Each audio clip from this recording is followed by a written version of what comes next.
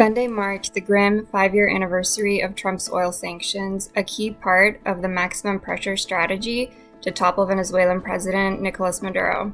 And Trump's goal? We always wish things could go faster, but I'm very confident that the tide is moving in the direction of the Venezuelan people, and will continue to do so.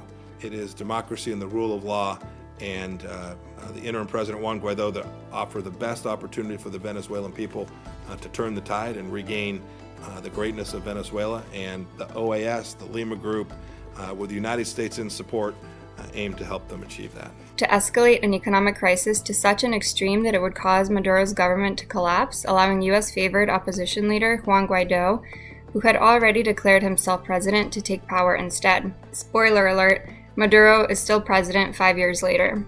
But ordinary Venezuelans, meanwhile, have experienced unbelievable suffering under these sanctions, even though they're not responsible for the policies the U.S. disagrees with. And the intent was collective punishment, which is completely illegal under international law that the U.S. is supposed to be bound to. But this isn't just Trump's economic war. Between 2012 and 2020, Venezuela saw the largest economic collapse in modern history, widespread hunger, and migration. In 1 year, roughly 40,000 people lost their lives due to these conditions. And studies have described Venezuela's economic deterioration as twice the magnitude of the Great Depression. During the Great Depression, tens of millions of people were thrown out of work, GDP fell, prices and incomes dropped significantly, and poverty was widespread. Obama, Trump, and now Biden all share responsibility for the needless suffering of tens of millions of Venezuelans and our present border crisis. Over 20% of Venezuelans have fled the country, and the U.S. is largely to blame.